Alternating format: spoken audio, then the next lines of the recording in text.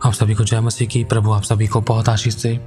आज ये वचन उन लोगों के लिए है जिनको सोते टाइम, जागते टाइम, रात को, दिन में, अकेले में, काम करते टाइम, किचन में, बाथरूम में, आते जाते या कुछ भी प्रतिक्रिया करते हुए किसी को भी डर लगता है या कुछ ऐसा विचार आता है कि कोई देख रहा है। ऐसा लगता है प्रार्थना करते हुए कि कोई देख रहा है, कोई घूर रहा है, कोई झांक रहा है, कोई चल के जा रहा है, कोई अगल बगल में बैठा है, कोई हमें सुन रहा है, कोई देख रहा है और कोई हमें छूने की कोशिश कर रहा है। किसी न किसी प्रकार का कोई ना कोई डर एक विश्वासी की ज़िंदगी में आज भी कहीं ना कहीं रहता है। तो उस डर को ख़त्म करने के लिए, उस डर को भगाने के लिए हमें अंगीकार करना ज़रूरी है। ध्यान से सुनना, ये वचन जो भी आपको बताए जाएंगे, ये वचन आपको इसी वीडियो के नीचे डिस्क्रिप्शन में मिल जाएंगे। आप रीड मोर पर डिस्क्रिप्शन में क्लिक करना। डिस्क्रिप्शन में जब आप क्लिक करोगे तो वहाँ पर ये सारे वचन आपको मिल जाएंगे और जैसे ही आप इन वचनों को अंगीकार करोगे, रोज़ अपनी प्रार्थना में बोलोगे, रात को सोने से पहले आप इन वचनों को पढ़ोगे या रोज़ाना आप इन वचनों को पढ़ोगे, जब आप अपनी प्रार्थना में इन वचनों को इस्तेमाल करोगे तो खुदावन आपकी ज़िंदगी में काम करेगा। आपके शरीर का, प्राण और आत्मा का, आपके मन विचारों का, सब प्रकार का भय, डर और ऐसी बातें, विचार और व्यवहार और जो भी शैतानी काम है, कुछ भी था ऐसा जो आपको डराता था, वो आपकी ज़िंदगी से ख़त्म होता जाएगा, जाता जाएगा, क्योंकि अपने हिस्से का काम आपको करना है। सबसे पहला लिखा है, मैं तेरे मुंह के फल का सर्जनहार हूँ, जैसा तू बोलेगा वैसा हो जाएगा। देखो, अगर हम पवित्र शास्त्र के बारे में जानते तो बहुत बार कहा जाता है कि मत डर, मत डर और मत डर। मत डर शब्द कितनी बार पवित्र शास्त्र में कहा गया है? कहने को कहा जाता है 365 बार, कोई कहता है 366 बार, लेकिन फिर भी प्रभु हमें यही बतलाता है, रोज़ाना रेगुलर बेस पर प्रभु हमसे कहता है मत डर। हर एक परिस्थिति में मत डर, इधर उधर मत ताक। जो वचन अभी आपके लिए पढ़े जाएंगे, इन वचनों को आप अपनी प्रार्थना में ज़रूर बोलना। फिर देखना, जब भी कुछ भी करते हो, आप अपना घर का दरवाज़ा लगाते हो, सोते हो, जागते हो या प्रार्थना में बैठते हो, संगति करते हो, वचन प्रार्थना आराधना में बैठते हो, तो कहीं ना कहीं किसी प्रकार का कोई भी डर सताता है, किसी भी परिस्थिति में, कभी भी, किसी को भी, कहीं भी, या घर में या बाहर या नौकरी बिजनेस करते टाइम, कुछ भी कैसा भी लगता है, तुरंत आपको ये वचन बोलना है, तुरंत प्रभु को पुकारना है, तुरंत अंगीकार करना है, अपने मुंह से बोलना है। जैसा आप बोलोगे वैसा प्रभु क्रिएट करना शुरू करेगा।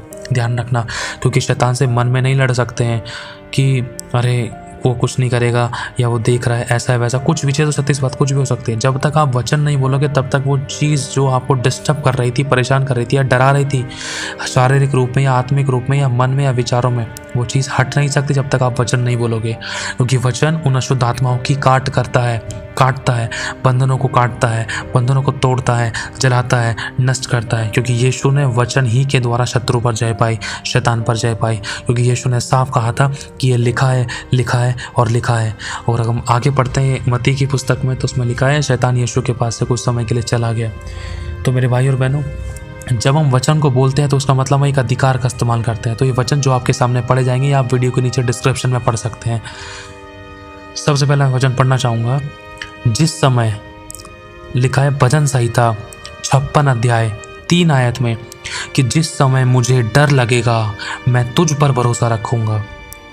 जिस समय, चाहे वो समय कोई भी हो सकता है, प्रभु जिस समय मुझे डर लगेगा मैं सिर्फ तुझ ही पर भरोसा रखूँगा। भजन संहिता 56 अध्याय और उसकी 3 आयत में। और लिखा है मत्ती 10 अध्याय 28 आयत में, जो शरीर को घात करते हैं पर आत्मा को घात नहीं कर सकते, उनसे मत डरो। चाहे वो कोई भी व्यक्ति है, वस्तु है, प्राणी है, प्रभु कह रहा है अपने बच्चों से, आपसे और मुझसे कह रहा है, मेरे बेटे, मेरे बेटी, जो भी शरीर को घात करते हैं उनसे मत डरो। वो लोग कुछ नहीं कर सकते, वो दुष्ट आत्मा कुछ नहीं कर सकती, वो शैतान कुछ नहीं कर सकता, पर उससे डरो जो आत्मा और शरीर दोनों को नरक में डाल सकता है। वो कौन है? वो परमेश्वर है। प्रभु में बता रहा है, मेरे बच्चों, उस दुष्ट आत्माओं से मत डरो, शैतान से मत डरो, अशुद्ध वस्तुओं से मत डरो, अशुद्ध चीज़ों से मत डरो। कि कोई वस्तु तुम्हें देख रही है, कोई व्यक्ति देख रहा है, कोई कुछ कह रहा है, कोई आवाज़ मार रहा है, कोई छाती पे बैठ गया है, गर्दन पकड़ लिया है, दर्शन में, स्वप्नों में डर लग रहा है, कोई परेशान करता है, कोई खींचता है, कोई डिस्टर्ब करता है, हाथ झड़कता है, या कोई किसी न किसी तरीके छूता है, बगल में आता है, बैठता है, सोता है, जागता है, कुछ भी बात, प्रभु कहता है उन चीज़ों से मत डरो। डरना है तो सिर्फ सर्वशक्तिमान परमेश्वर से डरो, जो शरीर और आत्मा को दोनों को नरक में डाल सकता है। ध्यान रखना, लिखा है, अगर हम इस बात को गहराई में देखें, कौन सी आत्मा को नरक में डाल सकता है? अशुद्ध आत्मा को, दुष्ट आत्मा को, जिसके अंदर सामर्थ्य, जिन दुष्ट आत्माओं को नरक में डालने की सामर्थ हमारे परमेश्वर के पास है, उस परमेश्वर से हमें डरना है। वो परमेश्वर यहोवा है, प्रभु यीशु है। हमें उस यीशु परमेश्वर से डरना है जो दुष्ट आत्मा को नरक में डाल सकता है। तो हम दुष्ट आत्मा से क्यों डरें? परमेश्वर ने तो शैतान को, दुष्ट आत्मा को पहले ही हमारे अधिकार में कर रखा है, पहले ही उनको हमारे पैरों तले कुचलवा दिया है। बस हमें वचन बोलने की देर है, क्योंकि लिखा है मेरा ज्ञान ना होने से मेरी प्रजा नाश हो रही थी, मेरा ज्ञान ना रखने से मेरी प्रजा बंधुआई में जा रही थी। तो ज्ञान होना ज़रूरी है, तभी हम युक्ति के साथ युद्ध लड़ पाएंगे और हम जयवंत होंगे। अब लिखा है, देखो आपको ये वाली बातें भी अच्छे से मालूम होंगी। अगर हमारे पास हथियार है, अगर हमें चलाने नहीं आ रहा है तो शत्रु घायल कर सकता है। अगर हमारे पास हथियार है, अगर चलाने आ रहा है तो शत्रु घायल होगा। ध्यान रखना, हमारा शत्रु कोई मासूर लहू नहीं, कोई मनुष्य नहीं। हमारा शत्रु अंधकार की शक्तियाँ जो दिखाई नहीं देती लेकिन फिर भी डिस्टर्ब, परेशान करती हैं, आत्मिक माहौल में काम करती हैं। ठीक है, अगला वचन पढ़ूंगा आप सभी के लिए। भजन संहिता 34 अध्याय 4 आयत में, मैं यहोवा के पास गया। इसका मतलब यह है कि मैंने जब उससे प्रार्थना करी, जब हम प्रार्थना करते थे उसका मतलब उससे बात करते हैं, उसके पास आते हैं और वो हमारे पास आता है।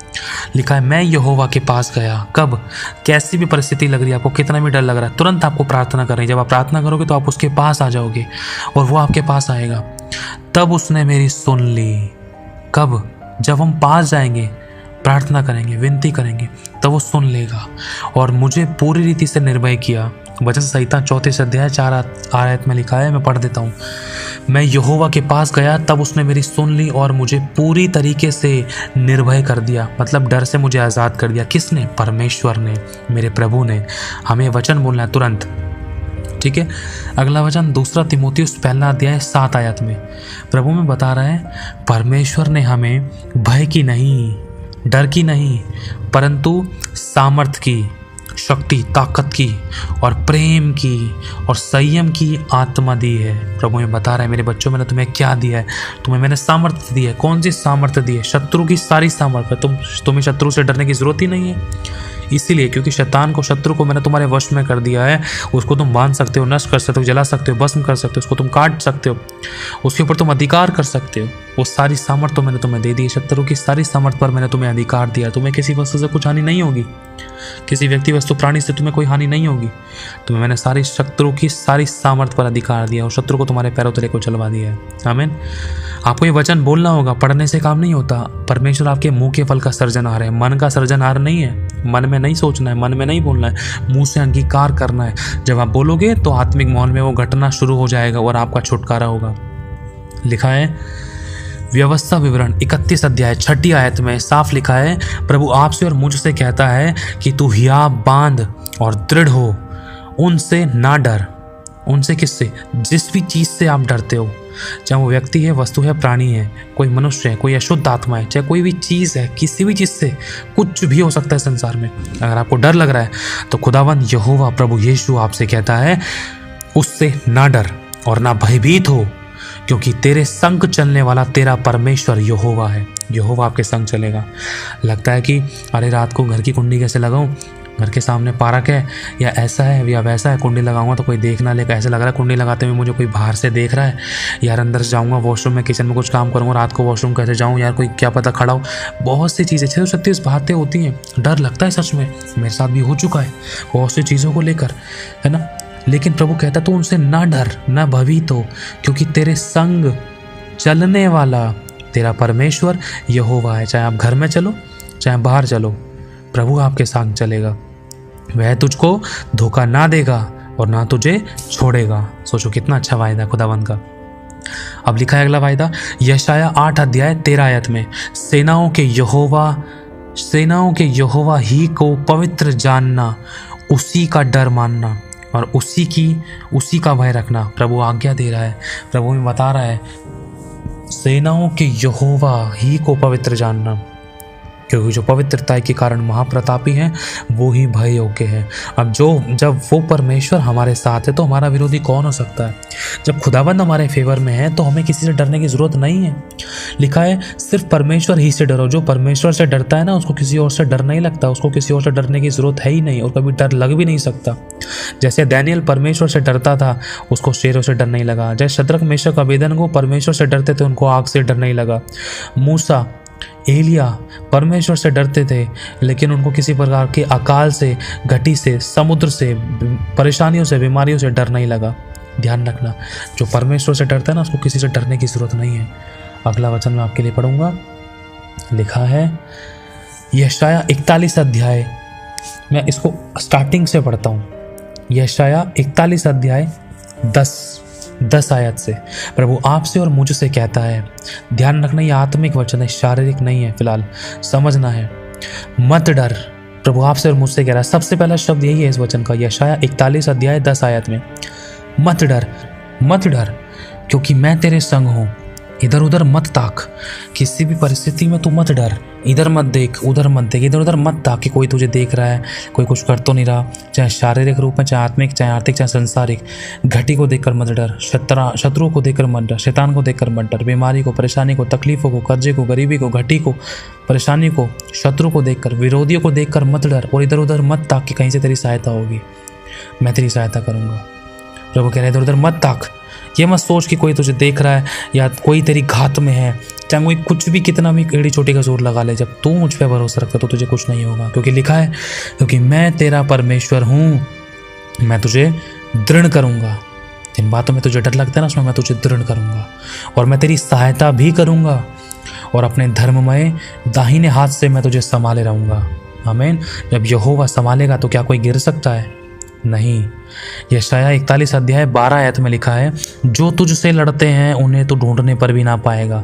जो गंदी शक्तियां आपको गिराना चाहती हैं, डिस्टर्ब करती हैं, दर्शन स्वप्नों में, फिजिकली, स्पिरिचुअली, सोशली, फाइनेंशियली आपके ऊपर हावी होती है, आपसे लड़ती है, आपके साथ युद्ध करती है, आपको तोड़ती है, आपको गिराती है, आपको कमज़ोर करती है, आपको हराने की कोशिश करती है।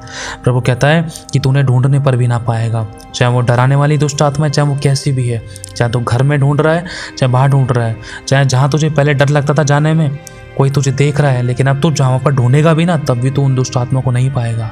उन घटी हुई बीमारी, परेशानी को, उन दुष्ट आत्मा को जो तुझे डराती थी, तुझे लगता था कि कोई तेरे घर में चल रहा है, कोई तुझे देख रहा है, तो उनको ढूंढने की भी कोशिश करेगा ना, तब भी तू उनको नहीं पाएगा। क्यों?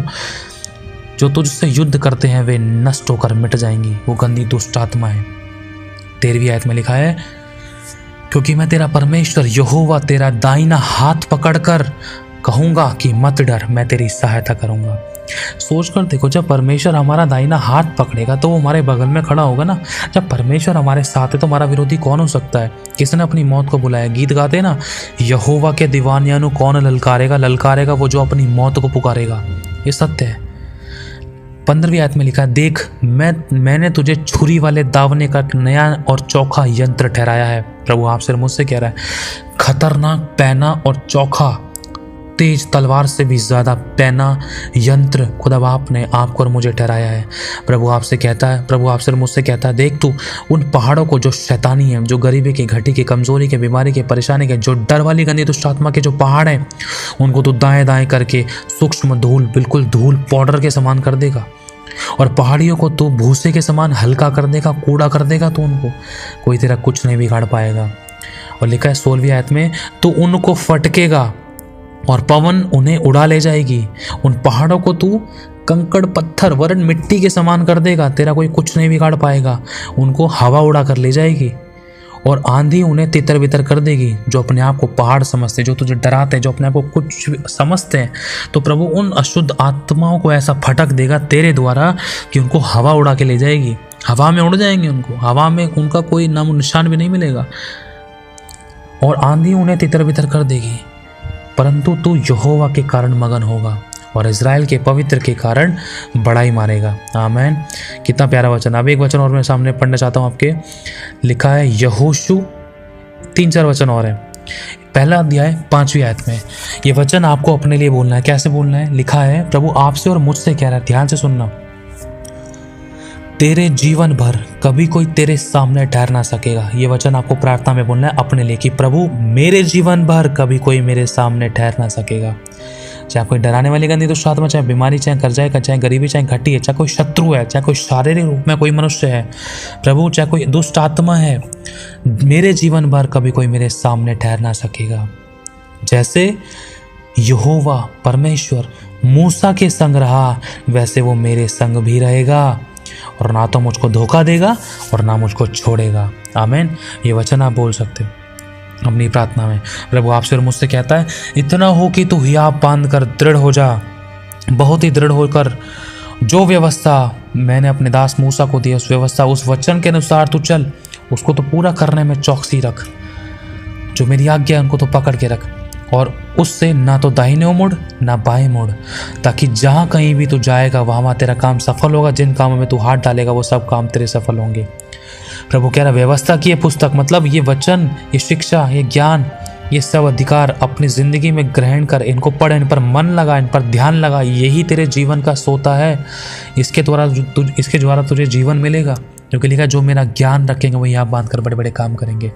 8वीं आयत में लिखा है यहोशू 1:8 में, व्यवस्था की ये पुस्तक, मतलब ये पवित्र शास्त्र तेरे मन से कभी उतरने ना पाए, इसी में दिन रात ध्यान किए रहना है, इसलिए कि जो कुछ उसमें लिखा है उसके अनुसार करने की तू चौकसी करे, क्योंकि ऐसा ही करने से तेरे सब काम सफल होंगे और तू प्रभावशाली होगा।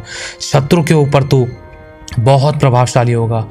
वो कुचला जाएगा, वो तुझसे डरेंगे, दुष्ट आत्मा तुझसे डरेंगे, चाहे व्यक्ति है, चाहे वस्तु है, चाहे प्राणी, चाहे कोई दुष्ट आत्मा है, वो तुझसे डरेंगे। क्यों? क्योंकि तू वचनों और आत्मा से भरा हुआ है। 1:9 में लिखा है, यहोशू 1:9, पहला अध्याय 9 आयत में, क्या मैंने तुझे आज्ञा नहीं दी? अगर आपको अभी भी डर लग रहा है तो प्रभु आपको बार बार कह रहा है, मैंने तुझे आज्ञा नहीं दी। यहोवा कह रहा है, तुझे बनाने वाला, तेरा रक्षक, तेरा सुरक्षक, तुझे छुड़ाने वाला, तेरे को जीवन देने वाला, तुझे उद्धार करने वाला, तुझे नरक से बचाने वाला, तुझे बचाने वाला, तुझे आशीषित करने वाला, तुझे जीवन देने वाला, वो सर्वशक्तिमान परमेश्वर तुझसे कहता है कि क्या मैंने तुझे आज्ञा नहीं दी? हियाव बांध कर दृढ़ हो जा, भय ना खा, तेरा मन कच्चा ना हो, क्योंकि जहां तू जाएगा वहां तेरा परमेश्वर तेरे संग रहेगा। आमीन। तो ये वचन है, आपको अपनी प्रार्थना में बोलने हैं। एक वचन में और आपको बता देना चाहता हूँ, यशाया 54 अध्याय और 17 आयत में लिखा है कि देख, जितने हथियार तेरी हानि के लिए बनाए जाएं, उसमें से एक भी तुझ पर सफल नहीं होगा। जितने लोग मुद्दई होकर तुझ पर नालिश करें, उन सबों से तू जीत जाएगा। अगर कोई भी दुष्ट आत्मा भी आपके ऊपर हावी होने की कोशिश कर रही है, आपको डरा रही है, आपको घबरा रही है, या आपको ऐसा महसूस करा कि वो आपको देख रही है, आपको बहुत ज़्यादा डर लग रहा है, तुरंत आपको ये वचन बोलना है। लिखा है प्रभु के वचन में कि जितने हथियार मेरी हानि के लिए बनाए जाएं, उसमें से एक भी मुझ पर सफल नहीं होगा। जितने लोग या जितनी दुष्ट आत्मा मुझ पर मुद्दई होकर नालिश करने की कोशिश करे या मुझे डराने की कोशिश करे, उन सबों से मैं जीत जाऊंगा। सेनाओं के यहोवा के दासों का यही भाग होगा। मैं यहोवा का दास हूँ, मैं यहोवा की दासी हूँ, और प्रभु मैं तेरे कारण धर्मी ठहरूंगा। ये वचन आपको बोलना है। आमीन। तो ये वचन आपको वीडियो के नीचे डिस्क्रिप्शन में मिल जाएंगे। आपको रोजाना इसको प्रार्थना में बोलने की कोशिश करो। अगर आप एक दिन में एक वचन याद करोगे, हफ्ते में 7, महीने में 30, साल में 365, और अगर आपको 65 वचन भी याद हो गए ना, मैं कह रहा हूँ 65 वचन के द्वारा भी आप आग लगा सकते हो। वरन सब प्रकार के वचन कह रहा हूँ, सिर्फ यही नहीं कह रहा मैं, ये तो सिर्फ चंद वचन है। लेकिन अगर आप रोज भी इन वचनों को पढ़ोगे, आपकी प्रार्थनाएं सामर्थ्य हो जाएंगी। क्योंकि प्रार्थना के अंदर जब आप वचन बोलोगे तो समझना, प्रार्थना के अंदर वचन के द्वारा शत्रु की काट होगी, शत्रु को काटा जाएगा, बांधा जाएगा, जलाया जाएगा, नष्ट किया जाएगा। ठीक है, आपको डरने की जरूरत नहीं है। यीशु आपके साथ है, यीशु आपके अंदर है, यीशु को आप पहने हुए, यीशु आप में जिंदा है।